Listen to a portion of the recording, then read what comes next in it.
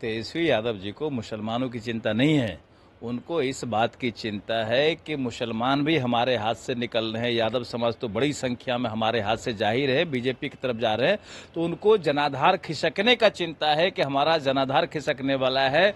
उनको इस बात की चिंता है कि गिरिराज जी जो स्वाभिमान यात्रा निकाल रहे हैं, हिंदू जागृत हो रहा है, बड़ी संख्या में भीड़ हो रहा है। मुसलमान अलग हो, हिंदू अलग हो, मुसलमानों का वोट इकट्ठा हो जाए, जहां हमको मेहनत न करना पड़े, जहां हमको काम न करना पड़े, और बंधुआ मजदूर की तरह मुसलमान हमको वोट दे ताकि हम बाकी वोटों में सेंध लगा पाए।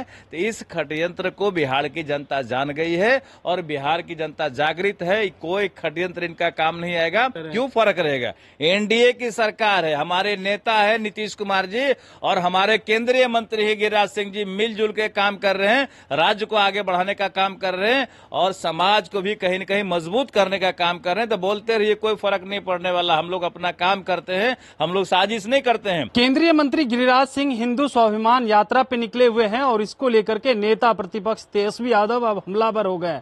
कह रहे हैं अगर मुसलमान भाई को कुछ हुआ तो ईंट से ईंट बजा देंगे। इस पे बातचीत करने के लिए हमारे साथ बिहार सरकार के मंत्री हैं नीरज बबलू।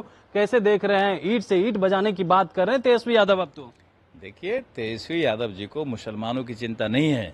उनको इस बात की चिंता है कि मुसलमान भी हमारे हाथ से निकल रहे हैं। यादव समाज तो बड़ी संख्या में हमारे हाथ से जा ही रहे हैं, बीजेपी की तरफ जा रहे हैं। तो उनको जनाधार खिसकने का चिंता है कि हमारा जनाधार खिसकने वाला है। उनको इस बात की चिंता है कि गिरिराज जी जो स्वाभिमान यात्रा निकाल रहे हैं, हिंदू जागृत हो रहा है, बड़ी संख्या में भीड़ हो रहा है। अररिया किशनगंज से यात्रा निकल गया, लेकिन अभी तक दंगा क्यों नहीं हुआ? ये दंगा कराना चाहते हैं, बिहार में चाहते हैं कि दंगा हो और मुसलमान अलग हो, हिंदू अलग हो, मुसलमानों का वोट इकट्ठा हो जाए, जहां हमको मेहनत न करना पड़े, जहां हमको काम न करना पड़े, और बंधुआ मजदूर की तरह मुसलमान हमको वोट दे ताकि हम बाकी वोटों में सेंध लगा पाए। तो इस षड्यंत्र को बिहार की जनता जान गई है और बिहार की जनता जागृत है। कोई षड्यंत्र इनका काम नहीं आएगा और एक भी वोट इनको नहीं मिलने वाला है। अगली सरकार जो है ना, एनडीए की मजबूती से बनेगी, इसी बात का चिंता है इनको। आप कह रहे इसी बात की चिंता है, वो तो कह रहे हैं कि गिरिराज सिंह और नीतीश कुमार में तो कोई फर्क नहीं, लालू प्रसाद यादव में इस तरह रहेगा। क्यों फर्क रहेगा?